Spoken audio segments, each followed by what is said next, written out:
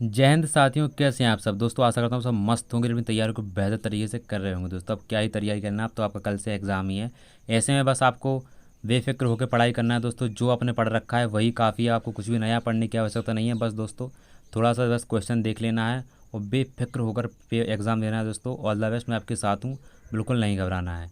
और इसी के रिलेटेड थोड़े से दोस्तों मैं आज क्वेश्चन लेकर आया हूँ जो आपके एग्ज़ाम में थोड़ी हेल्प करेंगे। दोस्तों थोड़ी क्या दोस्तों, पूरी हेल्प करेंगे, क्योंकि मैं चुन चुन कर क्वेश्चन लाता हूँ आपके लिए। और दोस्तों पिछले जो क्वेश्चन पेपर में गलती हुई उसके लिए मैं माफ़ी चाहता हूँ दोस्तों, अब ये दोबारा नहीं होगा कभी, ठीक है। चलिए आज का अपन सेशन स्टार्ट करते हैं। दोस्तों आज का जो अपना पहला क्वेश्चन है दोस्तों, भारत का सबसे बड़ा रेगिस्तान कौन सा है। बताइए, आपके पास आपको क्वेश्चन बताना है, भारत का सबसे बड़ा रेगिस्तान कौन सा है। Which is the largest desert in the India. बताइए, आपके पास चार ऑप्शन है, राइट आंसर इसका बताइए दोस्तों क्या हो जाएगा। रेगिस्तान, थार रेगिस्तान, कच्चकरण, गोबी रेगिस्तान। बताइए राइट आंसर क्या होगा। तो दोस्तों इसका जो राइट आंसर होगा वो होगा ऑप्शन नंबर बी, थार रेगिस्तान भारत का सबसे बड़ा रेगिस्तान है, ठीक है। चलिए चलते हैं क्वेश्चन नंबर 2 पर। निम्नलिखित में से कौन सा ग्रह सौरमंडल का सबसे बड़ा ग्रह है। बताइए, निम्नलिखित में से कौन सा ग्रह सौरमंडल का सबसे बड़ा ग्रह है। ऑप्शन ए मंगल, ऑप्शन बी शनि, ऑप्शन सी बृहस्पति, ऑप्शन डी शुक्र। राइट आंसर बताइए दोस्तों इसका क्या हो जाएगा। तो दोस्तों इसका जो राइट आंसर होगा वो होगा ऑप्शन नंबर सी, बृहस्पति। इसका जो राइट आंसर होगा दोस्तों ऑप्शन नंबर सी हो जाएगा, बृहस्पति, जुपिटर, ठीक है। भारत के राष्ट्रीय गाने के रचयिता बताइए दोस्तों कौन है। भारत के राष्ट्रीय गाने के रचयिता, who is the compose of India's national anthem. बताइए दोस्तों इसका राइट आंसर क्या होगा। आपके पास चार ऑप्शन है, रविंद्रनाथ टैगोर, महात्मा गांधी, जवाहरलाल नेहरू, सुभाष चंद्र बोस। बताइए राइट आंसर क्या हो जाएगा। तो दोस्तों भारत के राष्ट्रीय गान के जो रचयिता हैं वो हैं हमारे Rabindranath Tagore. Option number A इसका राइट आंसर हो जाएगा, ठीक है। चलिए चलते हैं क्वेश्चन नंबर 4 पर। निम्नलिखित में से कौन सा तत्व रासायनिक रूप से निष्क्रिय है। Oxygen, nitrogen, helium, hydrogen. दोस्तों जीके और जीएस के क्वेश्चन थोड़ी मिक्स है, उससे बेफिक्र रहना आप, कोई दिक्कत नहीं। निम्नलिखित में से कौन सा तत्व रासायनिक रूप से निष्क्रिय है। बताइए, ऑक्सीजन, नाइट्रोजन, हीलियम, हाइड्रोजन। इसका राइट आंसर क्या हो जाएगा। बताइए इसका राइट आंसर क्या होगा। तो दोस्तों इसका जो राइट आंसर होगा, तो दोस्तों इसका जो राइट आंसर होगा वो क्या होगा। दोस्तों चौथे क्वेश्चन का जो राइट आंसर होगा वो होगा ऑप्शन नंबर सी, हीलियम, ठीक है। ये निष्क्रिय होता है। चलिए चलते हैं क्वेश्चन नंबर 5 पर। भारत का सबसे ऊंचा पर्वत शिखर कौन सा है। बताइए, Mount Everest, Godwin Austen, Nanda Devi, Kanchenjunga. बताइए राइट आंसर क्या होगा। तो दोस्तों पाँचवें क्वेश्चन का जो राइट आंसर होगा वो ऑप्शन नंबर डी हो जाएगा, कंचनजंगा, ठीक है। और जो माउंट एवरेस्ट है दोस्तों वो विश्व की सबसे बड़ी चोटी है, ठीक। चलिए चलते हैं क्वेश्चन नंबर 6 पर। भारत का राष्ट्रीय चिन्ह क्या है। कमल, बाघ, तिरंगा, अशोक स्तंभ। बताइए भारत का राष्ट्रीय चिन्ह। दोस्तों भारत का जो राष्ट्रीय चिन्ह है वो है अपना अशोक स्तंभ, ठीक है। चलिए चलते हैं क्वेश्चन नंबर 7 पर। क्वेश्चन नंबर 7, निम्नलिखित में से कौन सा दिन भारतीय नौसेना दिवस के रूप में मनाया जाता है। बताइए दोस्तों राइट आंसर क्या होगा। तो दोस्तों नौसेना दिवस के रूप में मनाया जाने वाला जो अपना डे है कब कौन सा है, वो है अपना 4 दिसंबर। ऑप्शन नंबर डी इसका राइट आंसर हो जाएगा, ठीक है। चलिए चलते हैं क्वेश्चन नंबर 8 पर। भारत का पहला परमाणु परीक्षण कब हुआ। बताइए, 1964 में, 1974 में, 1984 में, 1998 में। बताइए इसका राइट आंसर क्या होगा। तो दोस्तों इसका जो राइट आंसर होगा वो होगा अपना ऑप्शन नंबर बी, 1974 में हुआ था दोस्तों भारत का पहला परमाणु परीक्षण, ठीक है। चलिए चलते हैं क्वेश्चन नंबर 9 पर। निम्नलिखित में से कौन सा पुरस्कार साहित्य के क्षेत्र में दिया जाता है। बताइए कौन सा पुरस्कार साहित्य के क्षेत्र में दिया जाता है। अर्जुन पुरस्कार, पद्म भूषण, ज्ञानपीठ पुरस्कार, परमवीर चक्र। तो दोस्तों अर्जुन पुरस्कार खेल के क्षेत्र में दिया जाता है, पद्म भूषण गायक, और ज्ञानपीठ अपना दिया जाता है, ज्ञानपीठ पुरस्कार दिया जाता है दोस्तों साहित्य के क्षेत्र में, ठीक है, ज्ञानपीठ पुरस्कार। चलिए चलते हैं क्वेश्चन नंबर 10 पर। विश्व स्वास्थ्य संगठन WHO का मुख्यालय कहाँ है। बताइए, न्यूयॉर्क में, जेनेवा में, पेरिस में, लंदन में। बताइए राइट आंसर क्या होगा। तो दोस्तों इसका जो राइट आंसर होगा वो होगा अपना ऑप्शन नंबर बी, जेनेवा में, ठीक है। चलिए चलते हैं क्वेश्चन नंबर 11 पर। भारत का राष्ट्रीय पक्षी क्या है। तोता, कबूतर, मोर, गौरैया। बताइए इसमें राइट आंसर क्या होगा। तो दोस्तों इसका जो राइट आंसर होगा ऑप्शन नंबर सी हो जाएगा, सी, मोर, पीकॉक, ठीक है। चलिए चलते हैं क्वेश्चन नंबर 12 पर। निम्नलिखित में से कौन सा भारतीय शहर गुलाबी नगरी के नाम से जाना जाता है। आपके पास चार ऑप्शन है, दिल्ली, जयपुर, मुंबई, कोलकाता।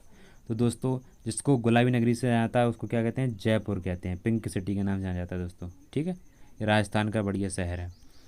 चलते हैं क्वेश्चन नंबर 13 पर।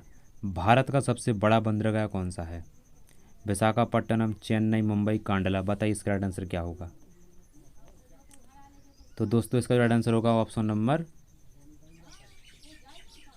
सी, मुंबई हो जाएगा। ठीक, चलिए चलते हैं क्वेश्चन नंबर 14 पर। निम्नलिखित में से कौन सा युद्ध भारत और पाकिस्तान के बीच में लड़ा गया? बताइए।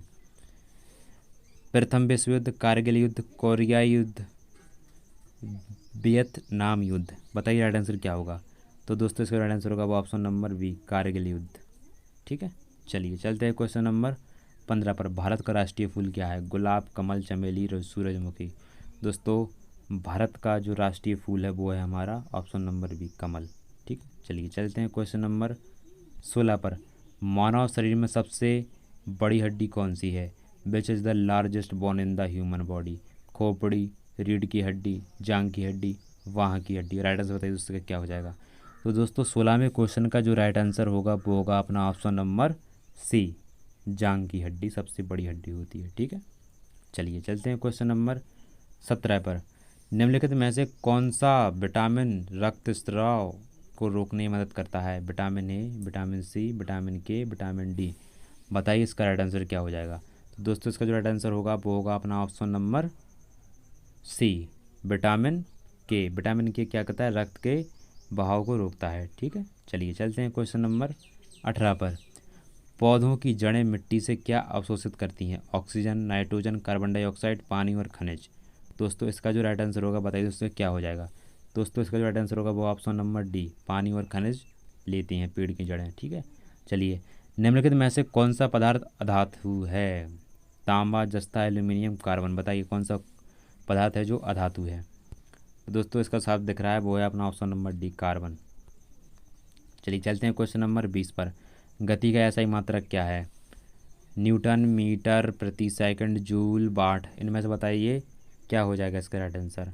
तो दोस्तों गति का जो ऐसा ही मात्रक होता है वो होता है हमारा मीटर प्रति सेकंड, ऑप्शन नंबर बी। ठीक है, चलिए चलते हैं क्वेश्चन नंबर 21 पर। मानव शरीर में सबसे बड़ा अंग कौन सा है? बताइए मानव शरीर का सबसे बड़ा अंग। हृदय, यकृत, त्वचा, फेफड़े। दोस्तों सबसे जो बड़ा है वो है हमारा क्या है? त्वचा है, स्किन। स्किन तो सबसे बड़ा अंग है। ठीक है, चलिए चलते हैं क्वेश्चन नंबर 22 पर। निम्नलिखित में से कौन सा रोग वायरस के कारण होता है? मलेरिया, डेंगू, हैजा, टाइफाइड। राइट आंसर बताइए इसका क्या हो जाएगा?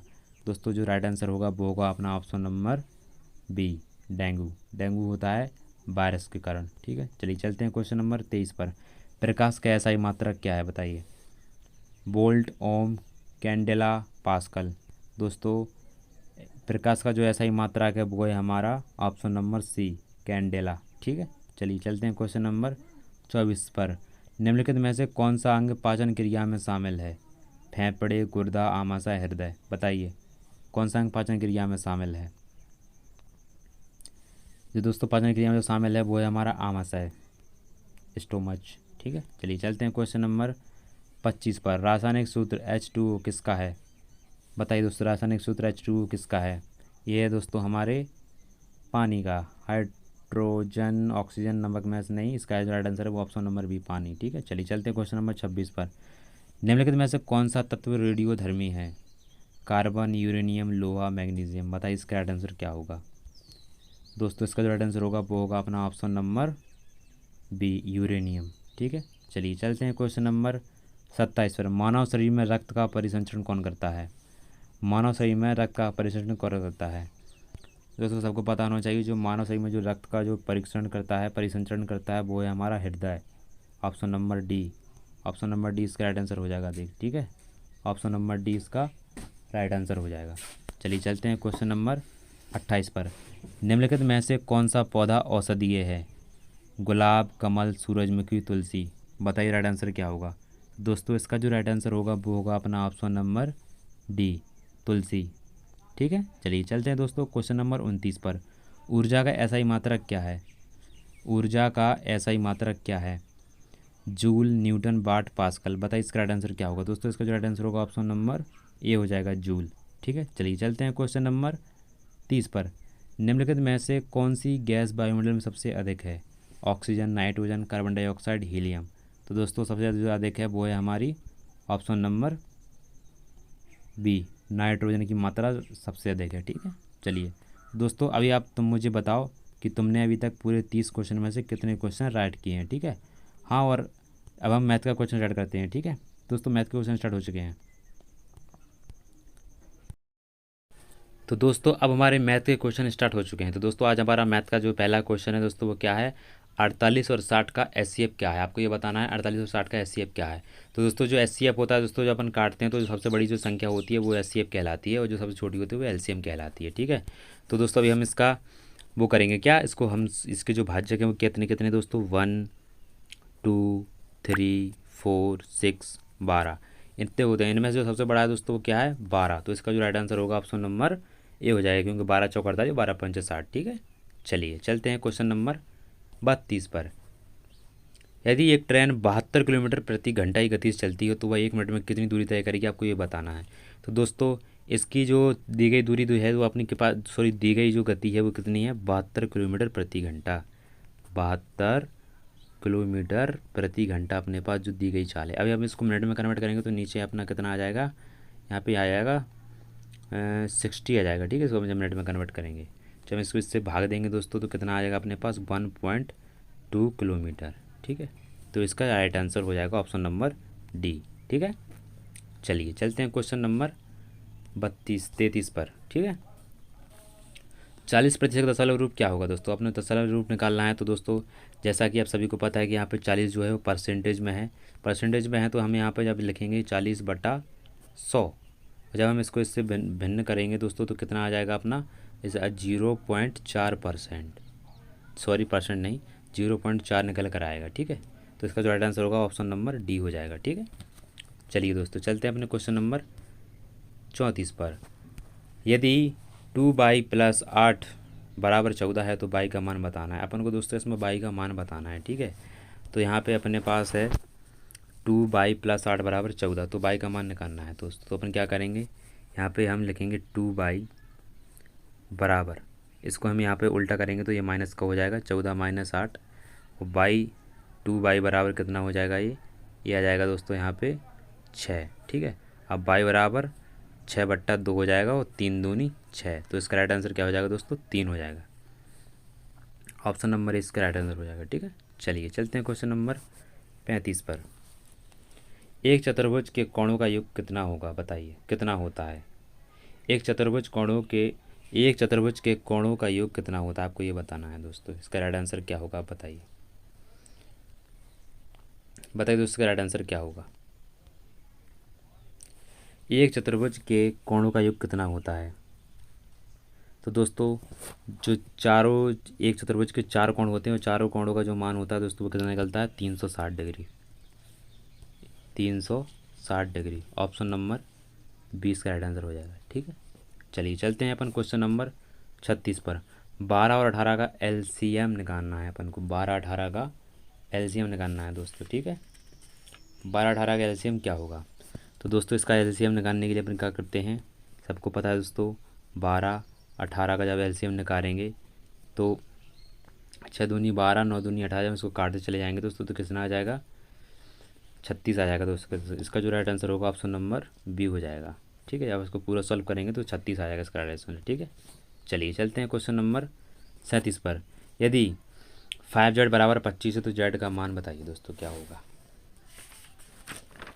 बताइए दोस्तों। यदि 5z बराबर 25 है तो z का मान, चलिए इसको सॉल्व करते हैं। तो 5z बराबर कितना है? 25। ठीक है, अब z बराबर 25/5, और ये 5 से कट जाएगा।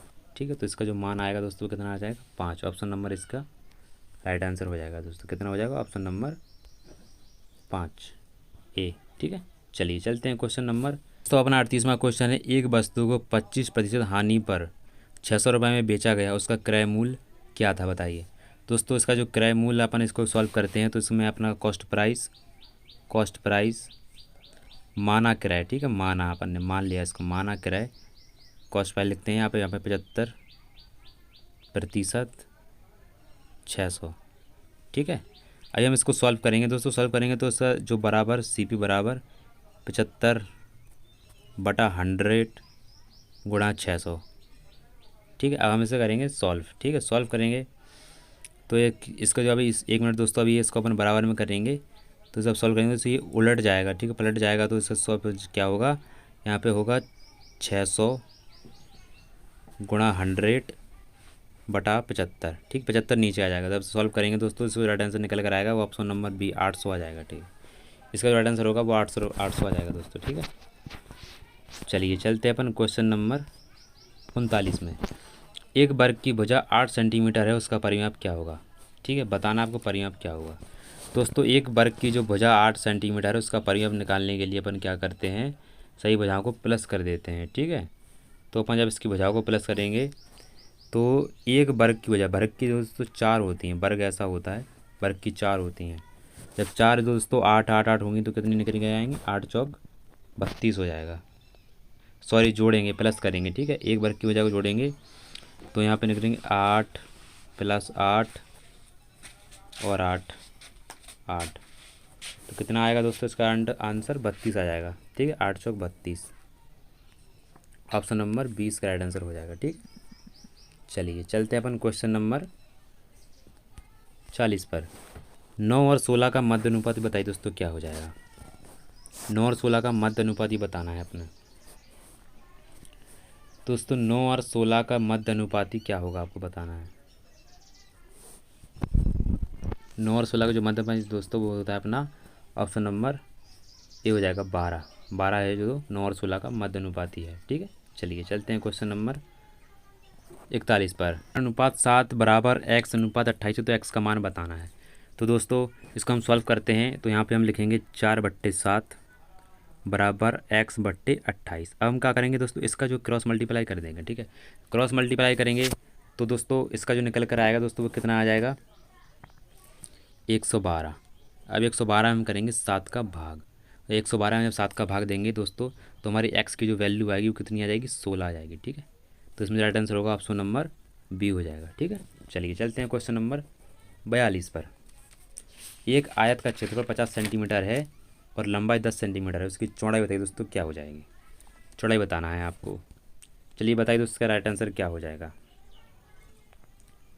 बताइए दोस्तों इसका राइट आंसर क्या हो जाएगा दोस्तों। अब चलो हम इसे सॉल्व करते हैं। तो इसने पूछा है आपको बताना है इसमें उसकी चौड़ाई क्या है। चौड़ाई पूछी है तो इसका जो सूत्र होता है दोस्तों वो कितना होता है, क्षेत्रफल बराबर लंबाई गुणा चौड़ाई, ये होता है ना। तो हम इसको सॉल्व करेंगे तो अपने चौड़ाई निकालेंगे तो अपन चौड़ाई बराबर करेंगे क्या, चौड़ाई कितनी है, 50/10 सेंटीमीटर लंबाई है। ठीक है, सेंटीमीटर में है, ओके कोई बात नहीं। तो जब हम इसको काटेंगे दोस्तों तो कितना, 10×50, तो इसका जो राइट आंसर निकल कर आएगा वो कितना आएगा, 5 सेंटीमीटर। ऑप्शन नंबर ए इसका राइट आंसर हो जाएगा। ठीक है, चलिए चलते हैं क्वेश्चन नंबर 43 पर। 500 का 20%। चलिए दोस्तों 500 का 20% निकालते हैं। 500 गुणा 20/100, 500 का 20% कितना होगा, 100। ठीक है, 43 में जो राइट आंसर होगा ऑप्शन नंबर ए हो जाएगा। ठीक है, चलिए चलते हैं क्वेश्चन नंबर 44 पर। P बराबर 16, Q बराबर 17, R बराबर 18, तो प्ले का कोड क्या है ये बताना है अपन को। वैसे रीजनिंग का क्वेश्चन दोस्तों मैथ में आए कोई दिक्कत नहीं, अपन सॉल्व कर देते हैं। तो P 16 पर आती है, Q 17 पर आता है, R 18 पर आता है, तो प्ले लिखना है। तो देखिए प्ले P भैया 16 पर आता है, एक मिनट, P भैया 16 पर आता है, L 12 पर आता है, A 1 पर आती है और Y 25 पर आती है। तो 16 12 125, ऑप्शन नंबर ए इसका राइट आंसर हो जाएगा। ठीक है, चलिए चलते हैं क्वेश्चन नंबर 45 पर। क्वेश्चन नंबर 45 पर चलते हैं। 45वां क्वेश्चन दोस्तों अपना है, एप्पल को EL पर लिखा जाता है तो ऑरेंज को कैसे लिखा जाएगा। तो दोस्तों आप इसमें देख सकते हैं ये क्या कर रहे हैं दोस्तों, एक मिनट रुकिए अपन सॉल्व करते हैं। इसको जो है APPLE को क्या कर दिया दोस्तों, उन्होंने इसको उल्टा कर दिया। देखिए यहाँ आ गया E, ठीक है, और फिर आया अपना L और फिर आया अपना क्या P और फिर आया अपना A। इन्होंने उल्टा कर दिया, ऐसे अपन ऑरेंज को उल्टा करते हैं। ठीक है, ऐसे अपन ऑरेंज को उल्टा करेंगे, यहाँ पे इसको कर लेते हैं। तो यहाँ पे अपन ऑरेंज को पूरा उल्टा लिखेंगे, ठीक है। ऑरेंज लिखा तो ये लिखा अपना ऑरेंज, ORANGE, ऑरेंज लिखा। अब इसको उल्टा करेंगे तो पहला आएगा अपना कितना, पहला आएगा ई, ठीक है, पहला आ गया ई, फिर आएगा जी, फिर आएगा एन, फिर आएगा ए, फिर आएगा आर और फिर आएगा ओ। बहुत ही आसान है दोस्तों, ENGNARO, EGNARO, option number C इसका राइट आंसर हो जाएगा, ठीक है। दोस्तों अब हमारा 40वां क्वेश्चन स्टार्ट हो चुका है, जो कि रीजनिंग का क्वेश्चन है। यहाँ पे जो पहला क्वेश्चन है, यदि 3 + 4 = 25 है तो 5 + 2 = 29, तो 6 + 3 बराबर क्या होगा, बताइए दोस्तों इसका राइट आंसर क्या होगा। तो अपन इसका लॉजिक लगाएंगे, लॉजिक इसका ढूंढेंगे दोस्तों क्या हो जाएगा। तो दोस्तों इसका जो लॉजिक दिख रहा है दोस्तों, क्या दिख रहा है आप लोगों को, यहाँ पे दिख रहा है भैया, यहाँ पे 3 का स्क्वायर + 4 का स्क्वायर बराबर हो रहा है दोस्तों कितना, 25। कैसे हो रहा, 3 × 9 और 4 × 4 = 16, 16 और 9 दोस्तों कितना होता है, 25। ये वाला लॉजिक है। तो अब हम इसमें ऐसे 5 का भी देख लेते हैं, 5 में ये लॉजिक काम कर रहा है कि नहीं। तो दोस्तों 5 में ये देखते हैं, 5 का जो लॉजिक देखते हैं, तो यहाँ पर 5 का स्क्वायर + 2 का स्क्वायर, ठीक है। तो 5 × 25 और 2 × 2 = 4, कितना हो गया, 29। ये भी लॉजिक काम कर रहा है दोस्तों यही लॉजिक हम लास्ट 6 और 3 में लगाएंगे।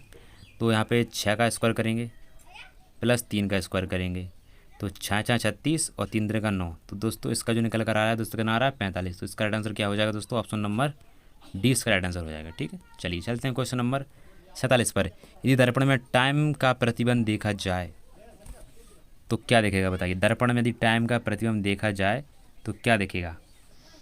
तो देखिए दर्पण में सब कुछ उल्टा हो जाता है दोस्तों। टाइम है ना, तो ई चला जाएगा पीछे, ठीक है। कब प्रतिबिंब देखा जाए, यह दर्पण प्रतिबिंब में सब उल्टा दिखता है दोस्तों। तो इसका जो आंसर होगा, ये दर्पण में टाइम का प्रतिबिंब देखा जाए तो दोस्तों सब उल्टा दिख जाएगा। यानी दर्पण में टाइम का उल्टा दिखता है तो टी जो पहले है दोस्तों वो अपना लास्ट में चला जाएगा। तो लास्ट में टी आ जाएगा, फिर एम आ जाएगा, फिर आई आ जाएगा, फिर अपना ई आ जाएगा दोस्तों। ये EMIT होगा। इसका जो राइट आंसर होगा EMIT हो जाएगा, ठीक है। EMIT ऑप्शन नंबर ए इसका राइट आंसर हो जाएगा, ठीक है। EMIT, ठीक है। चलिए चलते हैं क्वेश्चन नंबर 48 पर। मोहन 5 किलोमीटर पूर्व की ओर चलता है, फिर 10 किलोमीटर उत्तर की ओर चलता है, फिर 15 किलोमीटर पश्चिम की ओर चलता है और 10 किलोमीटर दक्षिण की ओर। वह अपने प्रारंभिक बिंदु से कितनी दूरी पर है, आपको ये बताना है। बताइए दोस्तों, सॉल्व कीजिए। दोस्तों हम यहाँ पे डायग्राम बनाते हैं, ठीक है। ये हो गया उत्तर, ये हो गया दक्षिण, ये हो गया पूर्व, ये हो गया पश्चिम, ठीक है। तो ये कह रहा है कि मोहन 5 किलोमीटर पूर्व की ओर, तो हमने यहाँ पे इसको 5 चला दिया, ठीक है। 5 ये चला, फिर 10 किलोमीटर उत्तर की ओर चला, 10 हमने इसको ये चला दिया, ठीक है। और फिर 15 पश्चिम की ओर, फिर यहाँ से ये 15 चला पश्चिम की ओर, 15 चल गया, ठीक है। और फिर ये बोल रहा है कि और फिर 10 किलोमीटर दक्षिण की ओर, तो भैया दक्षिण तो यहाँ है तो नीचे को चला ये 10 किलोमीटर, ठीक है। और फिर वह अपने 10 किलोमीटर दक्षिण की ओर, फिर वह अपने प्रारंभिक दूरी से कितनी दूर है, तो 10 किलोमीटर जब यहाँ चला दोस्तों, जब ये इतना ये 5 चला तो 10 यहाँ चला, तो 10 ये बराबर हो गया। अभी ये जो बचा है दोस्तों, ये 5 ये बचा है और 5 ये बचा है, तो ये दोस्तों कितना बचा, 10 किलोमीटर बचा टोटल, ठीक है दोस्तों। जो इसका जो राइट आंसर निकल कर आएगा वो कितना आएगा, ऑप्शन नंबर इसका राइट आंसर हो जाएगा 10 किलोमीटर, ठीक है। चलिए चलते हैं क्वेश्चन नंबर 49 पर। एक महिला की ओर इशारा करते हुए एक आदमी ने कहा, उसकी माँ मेरी माँ की इकलौती बेटी। आदमी का महिला से क्या संबंध है, बताइए दोस्तों, आदमी का महिला से क्या संबंध है। एक महिला की ओर इशारा करते हुए आदमी ने कहा, उसकी माँ मेरी माँ की इकलौती बेटी है। उसकी जो माँ है वो मेरी माँ की इकलौती बेटी, उस आदमी का महिला से क्या संबंध है। तो दोस्तों उस आदमी की बेटी है, तो दोस्तों इसका जो राइट आंसर होगा ऑप्शन नंबर, ये उसका बेटा हुआ ना दोस्तों, तो इसका right answer option number D हो जाएगा, ठीक है। चलिए महिला की इशारा करते हुए एक आदमी ने कहा, उसकी माँ मेरी माँ की इकलौती बेटी है, मतलब उसकी माँ मेरी माँ की इकलौती बेटी है, तो ठीक है। आदमी उस महिला से क्या संबंध है, उसका right answer option number D हो जाएगा, ठीक है बेटा। चलिए चलते हैं आज के अपन होमवर्क वाले क्वेश्चन पर। दोस्तों ये वाला क्वेश्चन मैं देता हूँ तुम लोगों को होमवर्क। इसका जो होमवर्क तुम मुझे कमेंट में बताना इसका राइट आंसर क्या है, ठीक है। हाँ दोस्तों, और आपका जो एग्ज़ाम की डेट है वह काफ़ी करीब आ दोस्तों, अब कल से ही आपके एग्ज़ाम स्टार्ट हैं। ऐसे में दोस्तों बिल्कुल कॉन्फिडेंट के साथ जाना, बिल्कुल भी मत घबराना। क्वेश्चन पेपर बिल्कुल आसान आते हैं, बस थोड़ा सा टाइमिंग का ध्यान रखना। जो क्वेश्चन ना आए दोस्तों उसको पहले छोड़ देना, जो आए पहले उनको कर लेना, जो ना आए उसको बाद में देखना, लेकिन जो पहले आ रहे हैं उनको बड़े आराम से करना दोस्तों, यही होता है। और अब जो कम टाइम बचा दोस्तों बिल्कुल नहीं घबराना है, क्वेश्चन आसान आता है और कोशिश करना कि आप 45+ क्वेश्चन राइट करें, ठीक है। चलिए चलिए दोस्त चलते हैं, मैं आपके लिए नया नया अपडेट लाता रहूँगा। जो भी आपका जो पहला पेपर होगा ना, पहली शिफ्ट का, मैं आपको उसका सलूशन लाऊंगा सबसे पहले, ठीक है। बेफिक्र रहना आप, ठीक है। चलिए मिलते हैं नेक्स्ट वीडियो में। और दोस्तों वीडियो को थोड़ा सा भी अच्छा लगता हो तो वीडियो को लाइक सब्सक्राइब जरूर कर दिया करो।